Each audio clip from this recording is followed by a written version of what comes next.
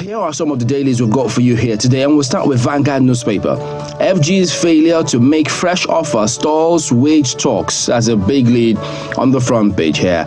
And beneath that one, you find government plans 6.6 trillion naira supplementary budget to fast-track economic growth. Vanguard so reports here today. Daily Independent, importers lose 200 billion naira to two-day strike ascribed to freight forwarders. We'll have a look at Nigerian News Direct. Alleged money laundering. Kaduna Assembly indicts El Rufai for embezzling 423 billion naira abuse of office. The writer here says, tells EFCC security agencies to investigate ex-governor, other cabinet members.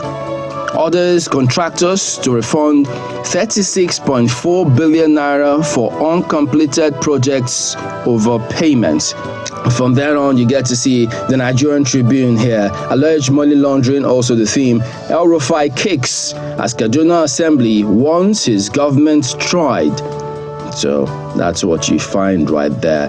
And then Daily Trust, different tangent. Northern senators mag ban reject bill restricting herders movement. That's how they lead here today. New Telegraph, reps to FG. We want living, not minimum wage for workers. So that's then on to the Guardian newspaper. Cautious optimism as FG unveils new fiscal deals to revive economy. They also have a bit of minimum wage here, but it's in the just beneath that lead story, which you get to find right there on the front page of the paper here today. And here we've got Business Day. Manufacturers turn lemons into lemonade with Naira devaluation. Those are your headlines.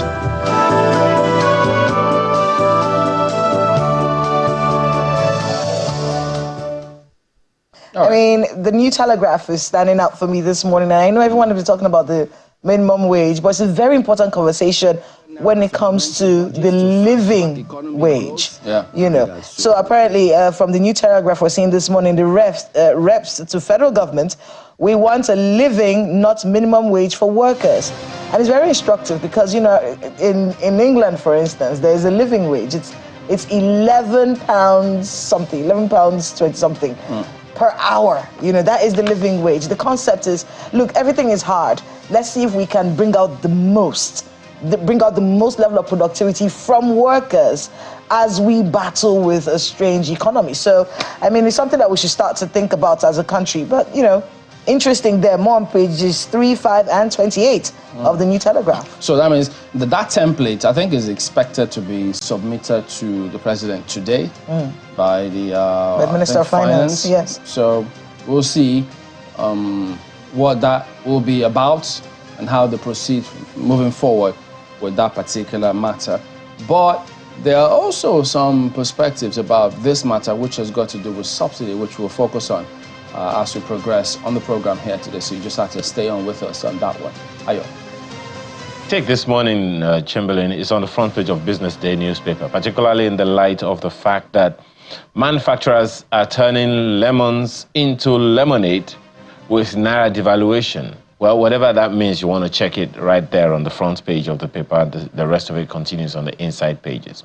My appeal is that in the face of all of this conversation around, higher or increasing costs of production. By the way, as Comrade Asugune said yesterday, we should view salaries, wages as cost of production, not just some emoluments we're giving to some people to offer services to an organization. How do we ensure that this not just continues, but actually adds to the reevaluation, the higher productivity for Nigeria?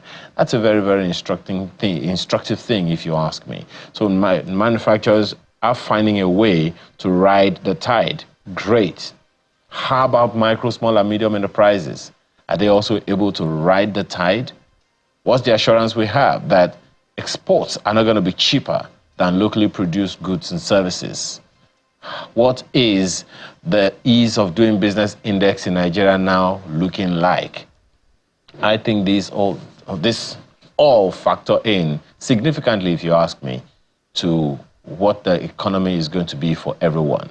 Let's not forget, we're not building just for today.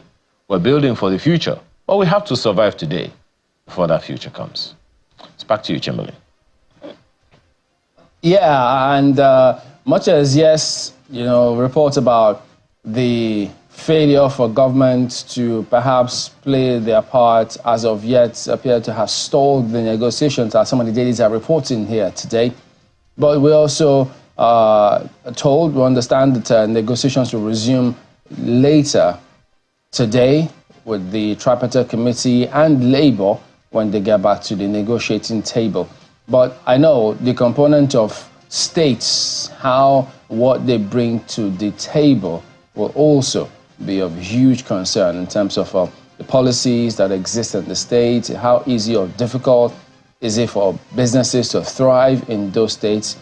Do you have states who even waive certain taxes to encourage or attract investors, as we see in several other areas? These are initiatives. I mean, those states, they should know.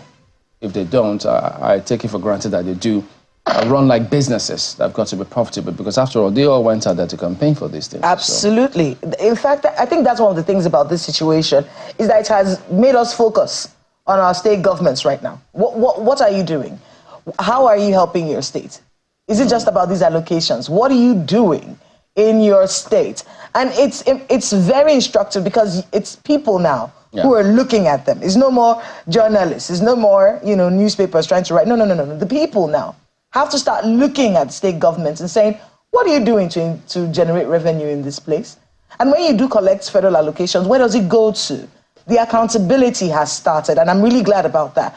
It's important that states start to be able to fend for themselves. I know it's hard, but they have to find a way. That's why you're in power. That's why they elected you. You weren't elected to tell us what the problem is. You were elected so you could fix the problem. So it's important that this has started, and I'm really glad that the conversation has started on this matter. All right, so we'll see how much of that will also feature here today as we progress. So stay on with us. We will be right back.